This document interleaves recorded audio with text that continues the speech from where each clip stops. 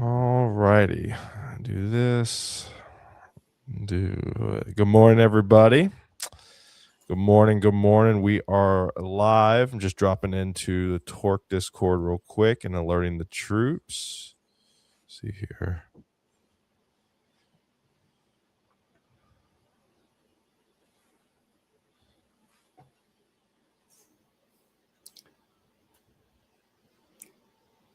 Yeah, you guys are getting me early this morning.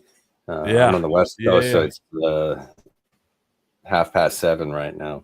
Oh, well, thank you. Yeah. You're the West Coast crew. Whenever I try to book somebody from the West Coast, they're all like, it's a little early. I'm like, well, I like to stay consistent on times. So Yeah, well, I think that's smart for your audience, especially if you're live, and it's not a problem for me, really.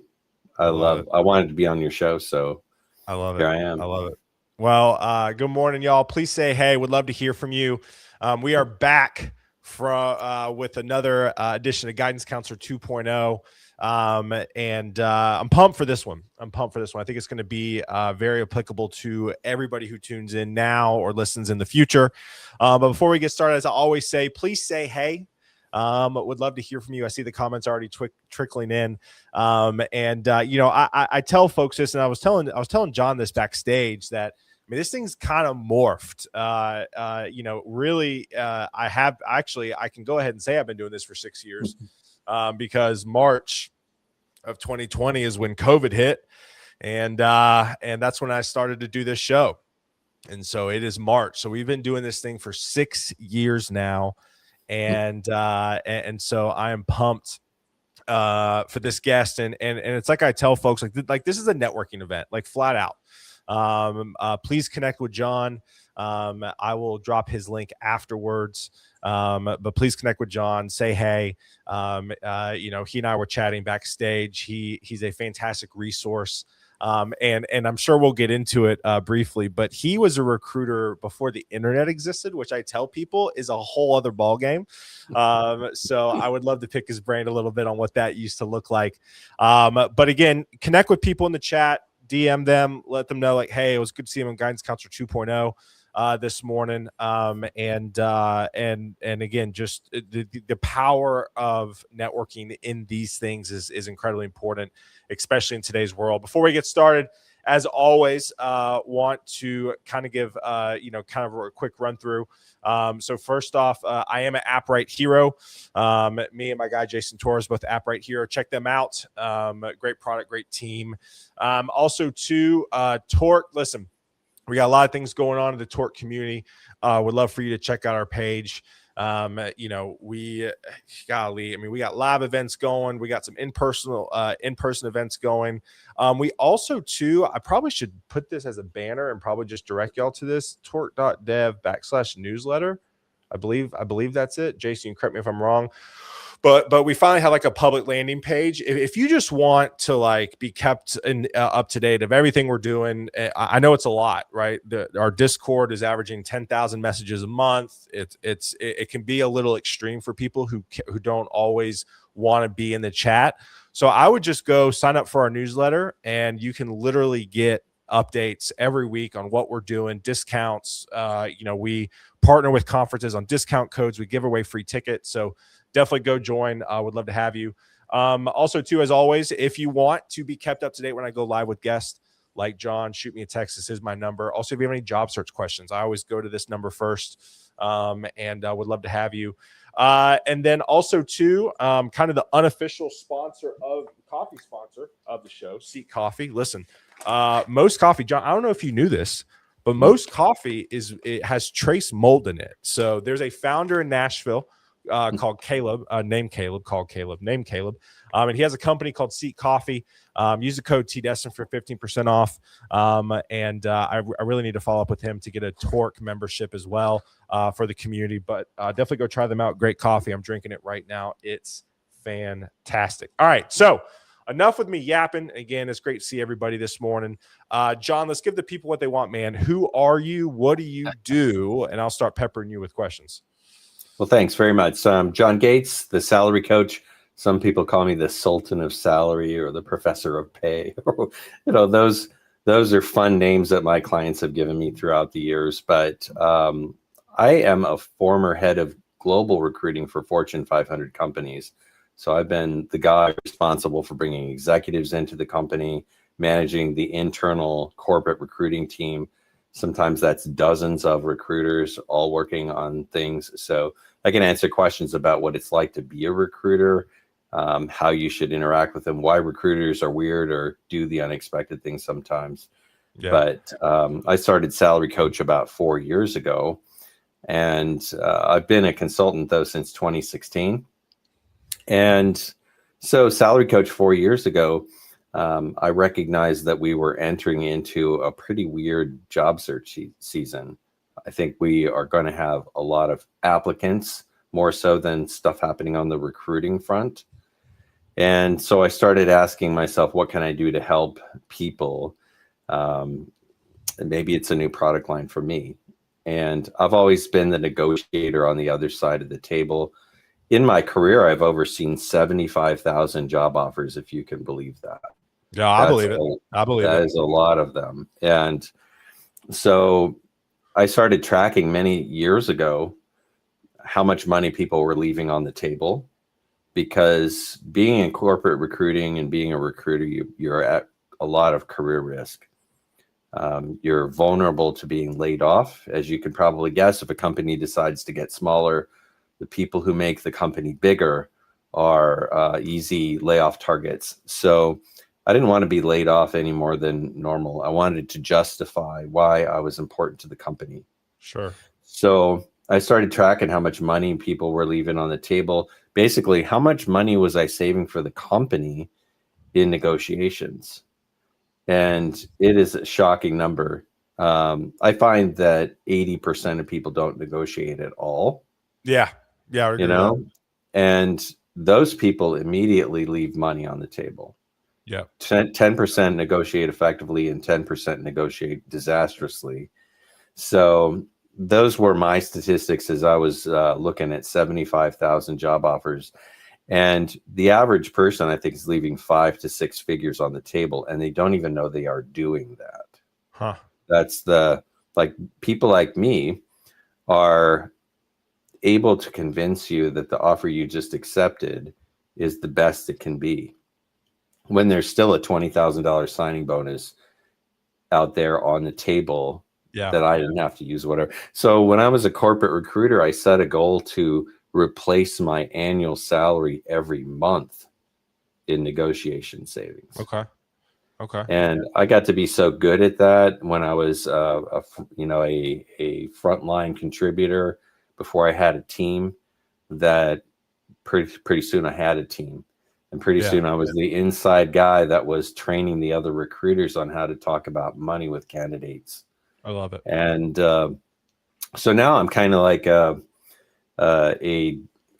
a former prosecutor who's become a defense attorney. Sometimes people describe me like that. So I'm on your side of the table now. Yeah, helping you to get the most you can get with the least amount of risk. I love it. Let me ask you this. Jason brought it up earlier in the chat. Talk about that deep sea helmet back there you got there. What's up with that? Helmet? Yeah. So quick story on that. I have a friend who owns a junk store. Okay. And he's the kind of guy that will go buy storage units or whole estate sales or something like that. And so I was playing poker one night with him in his junk store after hours, and I walk in and there it is, sitting right inside the door, covered in dust and cobwebs. And I said, that is the coolest thing I've ever seen. Surely that's going in your living room. And he said, John, I don't know if you know this, but I own a junk store. You should see my living room. I'm going to sell it. So before the night was over, I had negotiated an offer on the helmet. It was mine, and it took me about an hour to polish it up.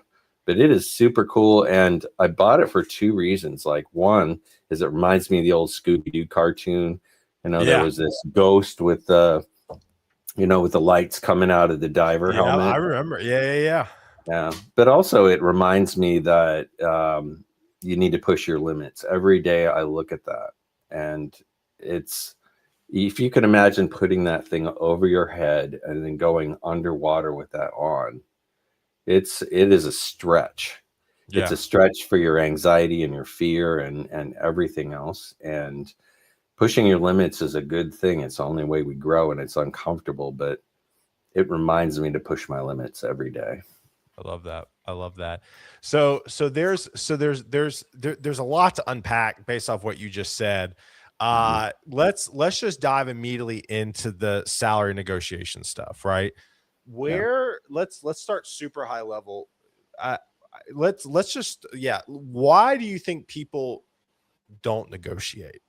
That's a good question. Why do 80% of people just accept the offer that comes in? I think it's fear. That is the primary reason. And people don't want to talk about money at any step of the process. Sure. People, you go and apply for a job and you see a box on the screen that says, what's your pay expectation or your salary requirement or whatever. And people know that if they put in the wrong thing there, they won't get a call. Right. And the anxiety, it's like, oh, what do I do? Do I put in a low number or do I put in a high number? What if the number's too high? It's like they freak out. And then in the phone screen, the question comes up again. And they're afraid that if they answer that wrong, the screener is going to bounce them out of the process before they even meet the hiring manager. And then when the offer finally comes, they're terrified that they will lose the offer if they rock the boat. And when I was writing my book, I asked about 100 job seekers, what prevents you from negotiating?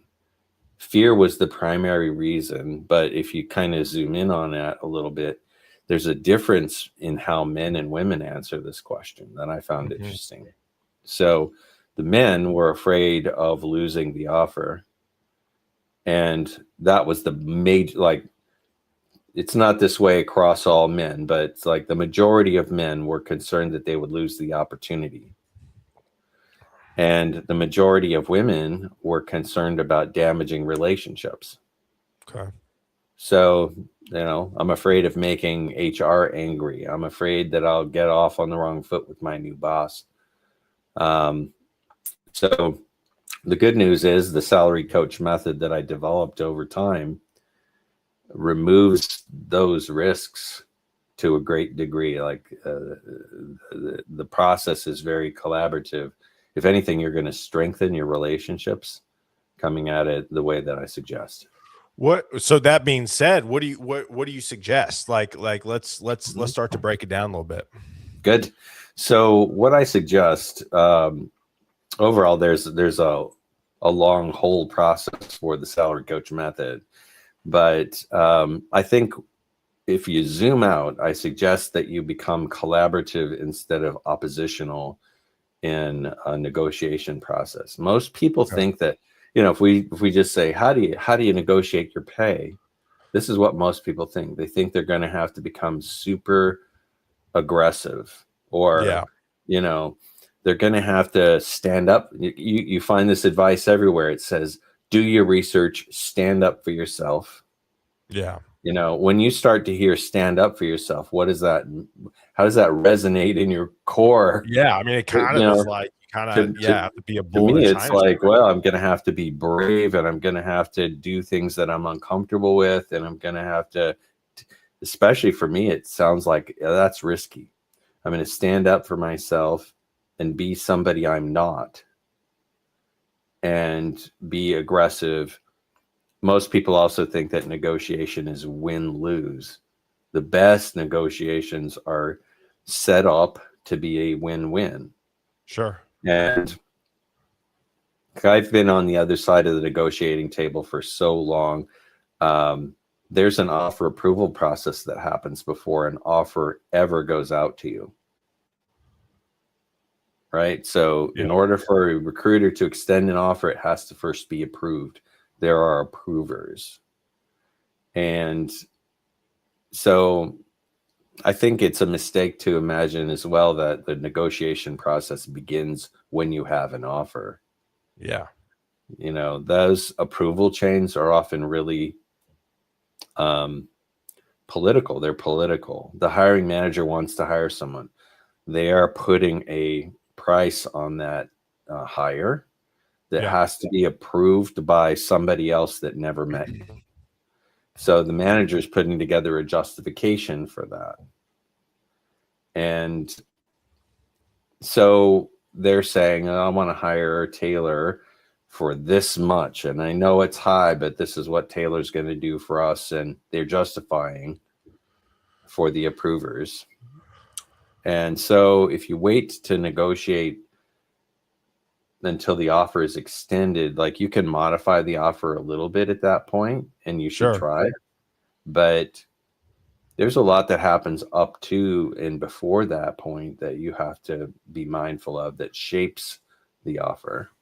So what are we, what are just some word tracks or some positioning that people can have? I mean, we want it to be collaborative. We want folks to be able to have that conversation, head off that conversation early. What are some things that people could do, say, that perspective? Great. Well, yeah, we could do a deep dive even on this up until say the offer is presented to you. But yeah, I think there are several things. One is that you should be positioning yourself as top talent all along the way. And what this looks like is, you know, top talent is in demand. Even in this weird job market that we're in, you might be top talent, and it might be 3 months since you had, you know, an interview somewhere. It can be like that, especially like if you're living in the Silicon Valley in California, where there have been massive AI disruptions to the workforce in that area. Opportunities can be thin, but I think you can invoke competition at every step. Yeah. So when you are getting phone screened and they ask you how much money you need to make, you can provide an answer, but you kind of frame that up in this is the ballpark that other companies are discussing with me. Yeah. Yeah. I like that. If you have to start looking like top talent, if you have nothing going on, nobody's calling you, somebody who's employed is going to see that as, what's wrong with this person? Why have they been on the bench for so long, and the things like that? They start to wonder what they missed in looking at you that other people have seen. Being in competition, putting them in competition with somebody else. Some folks think that sounds risky, that companies are just going to back away, but the opposite is true. Yeah, I mean, it's helped me. Actually, the reason why I got an offer at Torque is because I flat out told my boss, like, hey, and I was being for real. I was like, another company's already offered me a spot. So if you want to move, we need to move. And it worked out. Yep. There's a concept, a psychology concept that I put in my book called mimetic desire. And so the example that I use in the book and often out in public is, imagine a room that's got 100 toys in it. I don't know. Are you a father, Taylor? I have 3 kids. I just had our third 2 months ago. So 3. Yes. All right. Yes. Well, you can relate to this. If you had a room with 100 toys in it and you have 2 toddlers in the room, and toddler A picks up one of those toys. Oh yeah, it happens every day at my house. Which toy does toddler B want all the time, every time? Yeah. This is why you want to bring subtly, not like a sledgehammer, but you want to carefully bring in competition into this thing, because everybody always wants the toy that somebody else has more than the toy that's laying around on the ground. It's just human psychology. It makes you more valuable. They pursue you more aggressively too. The timelines tighten up. There's a whole bunch of other side benefits for doing that. Yeah. But yeah. One thing too that, and I'm interested in your thoughts on, that I've kind of done throughout my career is, and I've, you know, I always tell people this, that I think recruiters, both agency and corporate, you've spent time in both, are really the best people to help you in your career. Write resumes, career coaching, salary negotiations, because we have been in it every day. Yeah, we know. And we also know that sometimes those resume writers that want to get money out of your pocket, or career coaches that are telling you that 80% of jobs are hidden jobs, never posted. I know that that's BS. Yeah. So, yeah, exactly. So one of the things that I've told people, and it's kind of, and I see some questions coming in that I definitely want to get to. So if you have questions, keep asking them and we'll get to them. As I tell people, because people can get weird, it's like a lot of people don't want to say where they're currently at because that could plant the seed to like offer only a little bit more. What I tell people is, what is your bare minimum to jump to a next role? And then what's the number that signs on the dotted line tomorrow? So what that does is that you give 2 data points to a recruiter, which is better than 1 data point, and you don't have to give off where your current salary is, right? So if I were to make a jump, what is that number for you to even start the conversation for the next jump? And then what's the bigger number that's going to make you be the no-brainer? And if you can give that to a recruiter, that gives them 2 data points without telling where you're currently at. I'm kind of curious to hear your thoughts on that. That's true. All that's true. But what if there was another 20K on top of the no-brainer number? That's what you have to ask yourself, and sometimes that's the case, right? There could be money up above that. So it's always good to set your range to where the top number makes you mildly uncomfortable. Asking for that. And I think that we undervalue ourselves all of the time. And so the number that makes you mildly uncomfortable is the number that really should be in your discussion, because it accounts for how we undervalue ourselves all of the time. So offering a range is a smart thing to do. I always advocate for my clients to get the budget of the company before answering the pay question. And there's a specific strategy for doing that I employ, and I'll spill the beans right here. So if you're listening, here's a great script that you can grab and use next time you're on the phone with a recruiter who's calling you, and they're going to ask you, like, what's your pay expectation? What's they might ask it in just the way you framed it. What's the minimum? What's the maximum? Usually they're more interested in what's the minimum that it would take to get you to make a move. They want a number out of you more than anything. And so the key to succeeding in the phone screen is to use a range in the early phase. Don't give them a number, because as soon as you give them a number, they're going to write that down on the resume somewhere. They're going to say, I could get John for $240,000.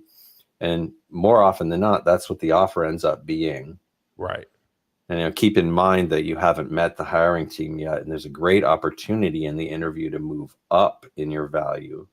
You need to preserve that. So when that question comes at me, here's what I say, and here's what I coach my clients to say when you're getting screened before you interview. And that is, I'm so glad you asked that question, because I want to have a really transparent conversation with you about pay to make sure this is a great match. But first, can you tell me what your budget is for the position? Do you think people are going to get a little weird about that? The receiving end of that? No. I think that recruiters are generally cagey about numbers because they are, because they don't want to screw up the negotiation at the end. Like, we get judged based on offer closing at the end. We don't want it to fall apart. So most of the time, and I'll just spill some insider secrets here, most of the time recruiters are going to under promise and over deliver, because they want to close the deal at the end. So they will often not give you the true range they're going to hold back some high end. And this is why psychologically, let's just say I ask that question, what's your budget for the position? And then I'm going to get a range from you probably. And then my next question is going to be, is that salary only, or does that include incentives? I want to shift the conversation into a total pay opportunity conversation, so I can compare apples to apples if I'm comparing multiple opportunities, because every company has a different pay philosophy. Sure. Some companies will pay all salary and so on, but the recruiter's going to say, well, okay, our range including incentives is like 150 to 165 or 175 or something. Let's just say that that's the response. Sure. If the top number is 175, what do most candidates say? They might say, well, 175 might work for me, or that sounds like a good range, or whatever.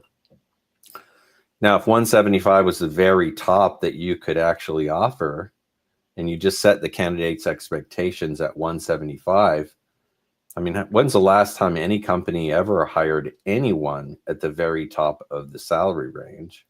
Yeah. They just don't do that, because it's a pain. Like, the internal equity goes out of whack. You can't give somebody a raise at the end of the year. There's all kinds of reasons why hiring managers don't do that. So 175 is probably just the top of the realistic offering range. And then, but if you knock their socks off in the interview, 185, 192, those numbers might be possible. Yeah. So, I don't find that like corporate recruiters are having dozens of conversations every week with candidates. They're asking the pay question all the time. They're having relatively open conversations about the pay structure, what it's made of. Here's the bonus structure that we have for this position. There's stock, there's not stock. This is a normal conversation. So I don't want people to feel like asking for the budget puts you at risk. It really doesn't. And I'll give one other tip here. When you ask that question, be silent for about 8 seconds. Yes. Yeah. And what you probably know this trick too. Like, for years, I taught hiring managers and hiring teams how to ask tough interview questions of candidates. And tolerating the silence after a tough interview question is a key technique that I teach. And another human psychology, like if you just look at your watch and you are silent for 8 seconds, that is a long time, and it becomes uncomfortable, like a vacuum. It's going to suck words into it. So if you ask that question, what's your budget? You're going to get one of two answers. One is the budget, or a range of some kind. Another question or another answer could be, we're not sure because it's a newly created position. We're just checking to see what the market is like. And I've used both of those as a recruiter, and there are different ways of handling it in each case. Yeah. I love that. Yeah. Silence, I think, is massive. I think a lot of people, in my experience, they say what they think they want, and then they start backtracking immediately. Oh, I want 175. Oh, but it's fine. Like, if you can't get there, like, I understand, blah, blah, blah. And you're automatically, so like, say the number, be quiet, let the other person, say something. I think is incredibly important. Let me ask you this. I do want to go, to a few questions. Somebody goes, Edward, I wish I listened to this before an interview that I had yesterday. Let's see here. In my experience, recruiters have gotten around that question by saying the budget hasn't been released yet, but they would love to get a ballpark figure. How would you? Sure. There's some red flags to me with this response. Ron, I think that's a great question. If you get that from a recruiter, it's unlikely, unless it's a newly created position. Most of the time, this might be a soft lie from the recruiter, maybe even a hard lie. But the mistake that most people make is buried in your question, which is the ballpark figure. So most recruiters do have a range in their mind. They've had this conversation before they even start the search. Yep. Even if a range hasn't been established yet, they do have a ballpark idea of what this is going to cost. They know it's a director level job. They know director level jobs usually pay X, or it's a developer of some kind. Maybe it's a wide range, but they have a range. Now they ask this question, they're trying to get a number out of you because it's easy to know if a point on a number line is in or out. Are you in or out? Yeah. That's what they want. Like a recruiter on a phone screen is looking to see if you're qualified, if you're interested, and if they can close you. Can they get you is the question in their mind that they are asking. So that will press you for a number, and the appropriate best answer at this point is a range. So don't give them a ballpark figure. If it's the range that I mentioned before, say 150 to 175, you can say that's great, because the range that I'm discussing with other companies right now is 160 to the high ones. Yeah. And so what I've done, instead of offering a number that fits in their number line, which is what is convenient and comfortable for the recruiter, I have offered reassurance. That's great. I feel like we've got a lot of overlap here, but my range is now overlapping yours, and my high point is above your high point. This allows you later to scoop up the money that's still on the table if they can come up above 175, even if the salary is maxed there. There are a number of negotiating fronts, like signing bonuses are a great example. It's not unusual for seasoned professionals to leave a 5-figure signing bonus on the table that's even pre-approved. It's just sitting there. Yeah. Hey, John, use this. You've got a $20,000 signing bonus that you can use if you need it. When I had it and I didn't need it, that's what I wrote on my spreadsheet to replace my annual salary when I was tracking this stuff. Yeah. So. Yeah. Yeah, and Chris brings up a good point. If they don't have the budget, the job could be pulled, right? So, like, you know, my thought with Ron with your question is I would go back and be like, hey, listen, if the budget hasn't been released yet, then how are we talking? Yeah, if the budget hasn't been, that's a very good question. But if somebody's come out with that, they're not going to say, oh yeah, I forgot the budget is this.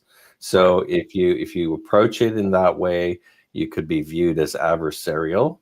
Okay. And you can say, well, okay, if this is the answer and they don't give you a range of their own, like the response should be a range that's wide. So, and you can say, I'm talking with a number of other companies. Some are in different geographies. The jobs are slightly different in terms of scope and scale. But the range that I'm discussing with other companies, and I know this is wide, is mid ones to mid twos. And what you want to do is create an overlap and make that recruiter or screener feel like you're going to be gettable in the end. And that's so important, guys, because this is the biggest egg on the face of a recruiter. If they tie up a short-staffed team with somebody who doesn't close after doing that, the trust is broken with the recruiter and the hiring manager. Yeah. So they're going to try to, and if they poke at that, if they say, well, that's a really wide range, you could say, yeah, it is. But, you know, some of these companies have extensive, incentive programs. Some are in different locations, but that's the range that I'm talking about for jobs kind of in this ballpark scope.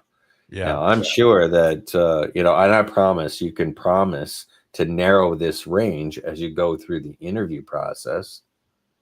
But, I'm going to stick to a range at this point because I haven't met the hiring team yet.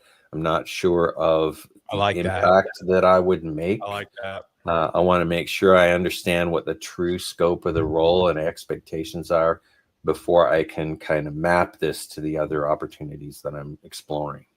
I like that. I like that. My buddy Steven's coming on the show here in the next few weeks. He's a recruiter as well. He goes, man, oh man, this is a conversation I had with a buddy multiple times. Whose side are we on, internal recruiters or agency recruiters? I love it. I love it. Yeah, I mean, you have to remember, and I love what John said. Recruiters talk salaries all the time, so don't be worried to talk about it. Like I love that. Let me ask you this, John. Another thing I want to pinpoint too that John's been saying that I really like too is give them market data, right? So if somebody goes, "What's your salary?" Be like, "Well, hey, I'm interviewing for companies," and give them a range. That allows them to be like, "Oh, well, we're underpriced." That recruiter can go back to the hiring manager and be like, "I just talked with Taylor. I think he's a great candidate, but he's saying that he's talking to companies at this price point. Maybe we're underpaying." So I love that. I want to give that a call out as well. Yeah. Let's see here. I'm going to go kind of, if you have any questions, throw them in there. We've had a few. Let me go here. So this is another question by Ron too. What is the groundwork you are doing to build the leverage from the beginning? Do you have some thoughts? Yeah. This is a great question from Ron. Thanks, Ron, for this. There are several things that you can be doing in the beginning. So your strategy in the application is to get a phone call. You want a resume and a number in the salary requirement box that's going to get the phone call. Then when you get the phone call, you're reframing into a range. You have zero leverage at the application stage. You might be one of many. Yeah. And the recruiter has a very limited time to get on the phone and talk to people. So they're only going to do that with people that are gettable, that fit the requirements and things like that. And if there are a lot of people, what's in that salary requirements box becomes a big funnel point. It's a choke point in the funnel. So that first number could be like medium low for you maybe to get the phone call, but you have to reframe into a range or you'll be stuck with that medium low number. You do that in the phone screen. In the phone screen, that's when you begin building leverage. Yeah. Because now they've narrowed the field. They only have time to talk to 6 or 8 candidates. They're going to present 3 maybe to the hiring manager. That's a typical recruiter screening process. So they've invested time in you, right? If they like you and they want to move you forward, dropping the competition line is something that helps you to build leverage. I'm discussing with other companies a range of A and B. You can sabotage your leverage here by hinting that you've got nothing going on, that you're desperate, things like this. That reduces your leverage and your value. Yeah. And then in the interview process, when you make it to that point, you're also talking about competition, but you are positioning yourself as somebody who is high value that can solve expensive problems. But it's more than that. Like, you want to be the person who's going to help the hiring manager make their bonus. Like, I'll tell you just how self-centered the hiring process is. Like, managers hire people that are going to make them look good. That's, and if you can be that person more than other folks, more and more leverage. They don't want to lose you to a competitor. So this tends to produce the highest initial offer. And I have very specific techniques for doing all these things. Yeah. I want to get to Eduardo's, I don't know if John can speak to specifically LATAM or other places of cost of living, but I think when we talk about leverage in general, I think it's trying to, and I've talked about this in past content, it's trying to zero in on why the person is hiring for the role and how you can solve that as fast as possible. Yeah. So yeah, Yeah. So like when I was interviewing for the last role I was at before Torque, I was like, hey, do you guys have any sort of content? They were like, no. I said, okay. Do you guys have any sort of live stream? They were like, no. I was like, do you guys have any sort of, and they're originally hiring for a sales role. And I was like, well, I've brought in this many clients and passed through content.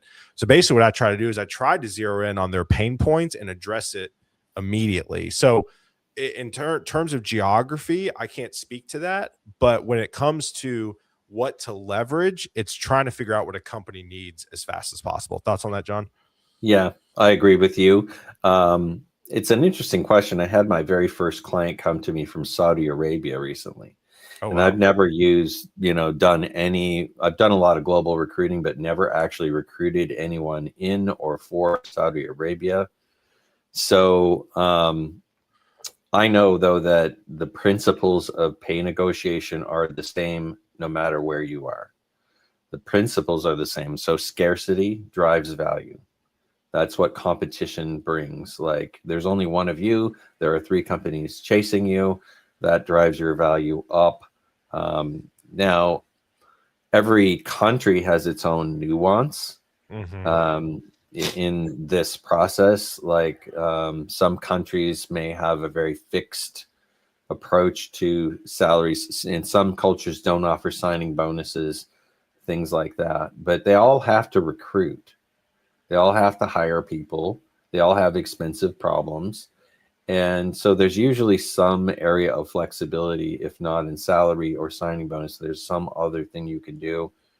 Some countries will have an employment contract. We don't have those in the United States, except for maybe at the C level or board level.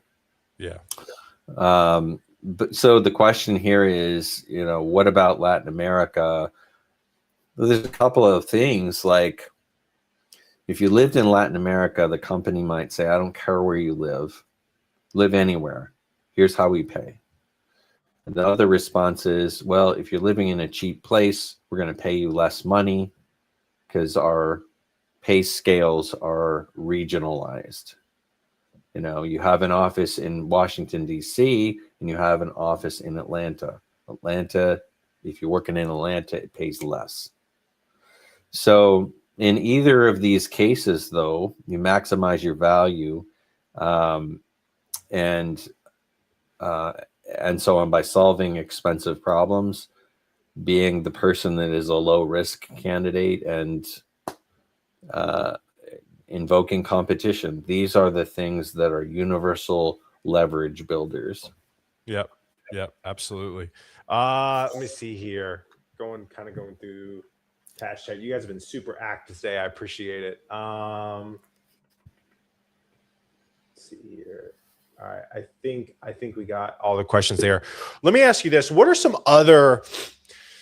So let's say you get to the final offer, and it's not quite what you want for salary. What are some other things you could negotiate?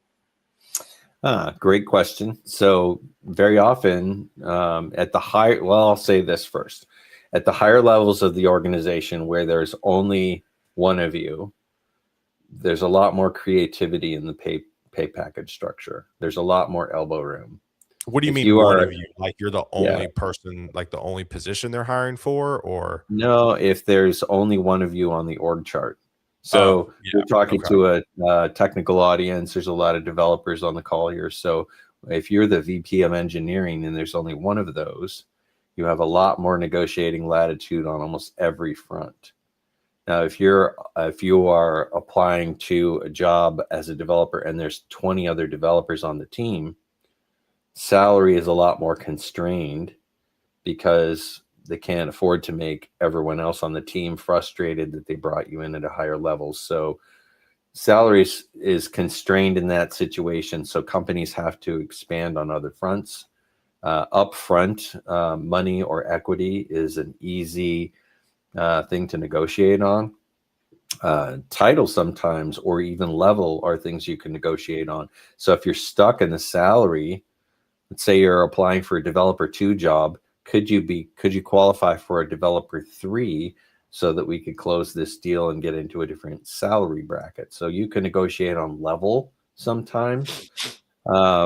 Incentive structure itself are sometimes viable.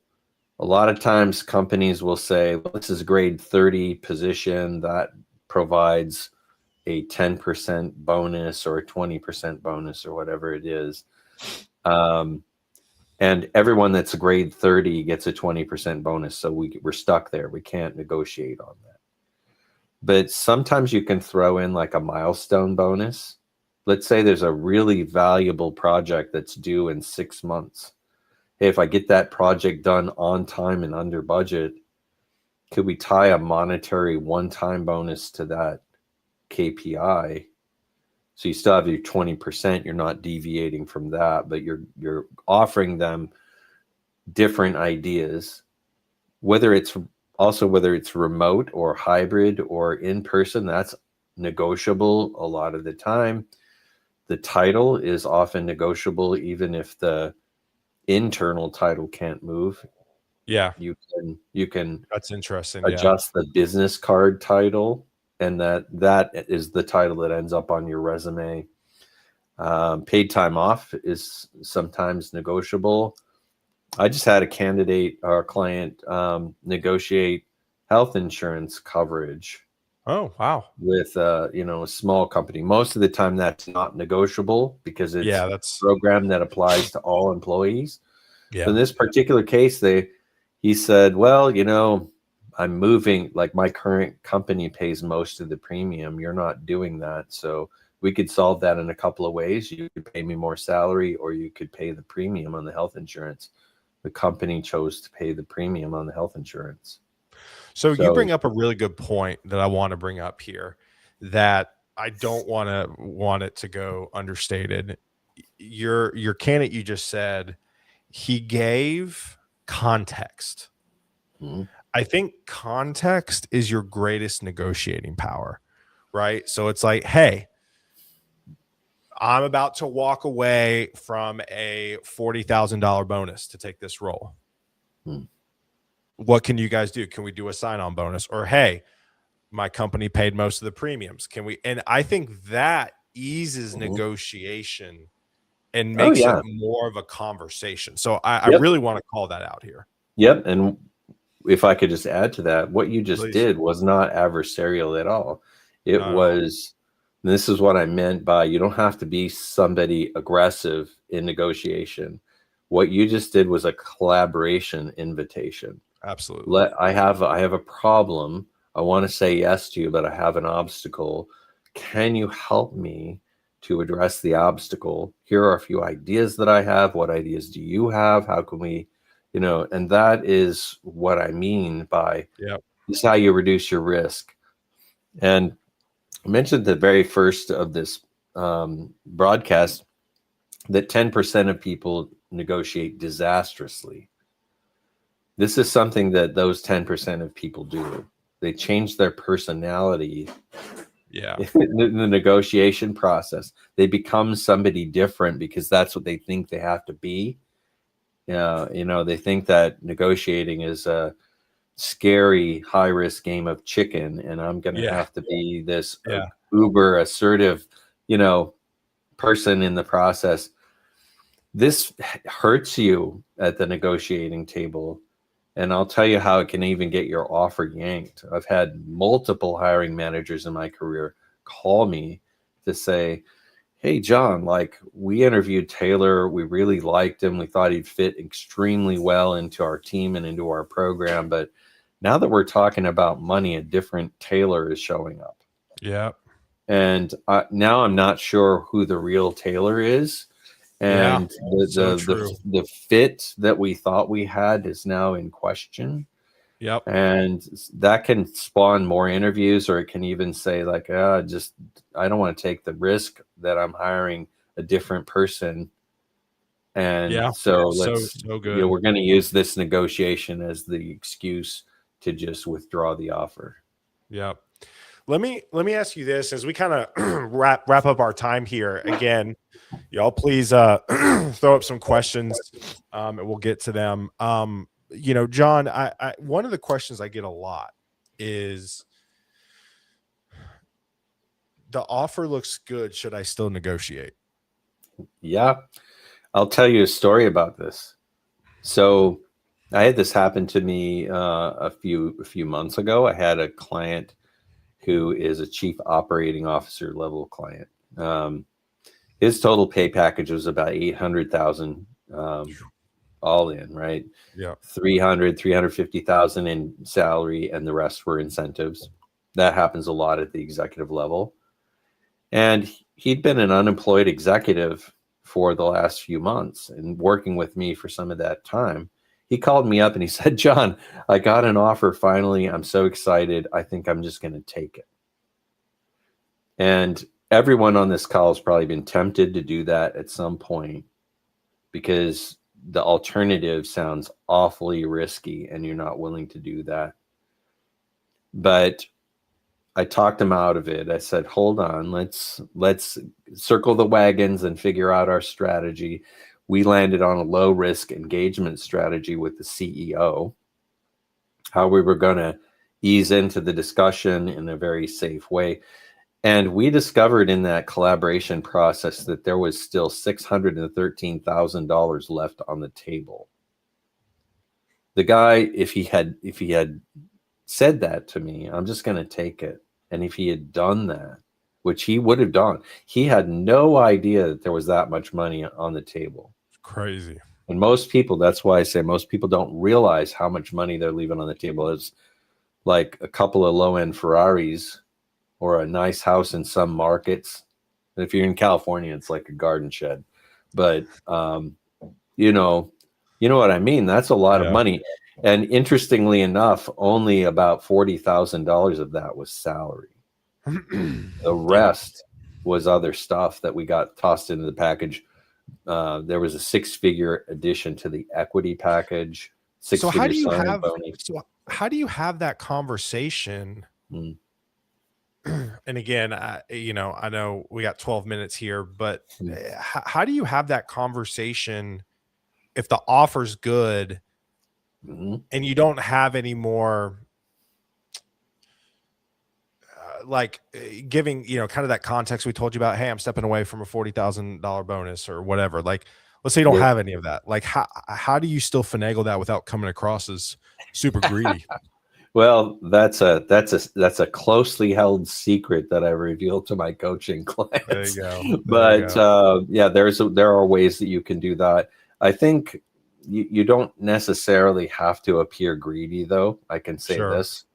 During the interview process, when they're interviewing you, they're asking you a bunch of questions, and you need to try as a candidate to uncover the financial value of you in the interview process. So you need to uncover what their big problems are, what their big risks are, the things that you're going to be working on, the big deliverables that you will have. And then you can ask a question similar to, well, what happens if that isn't on time, or if that's delayed, or if that's done imperfectly, or something like that. You can draw them into a conversation of like, well, it's going to cost us a lot of money. Yeah. How much money?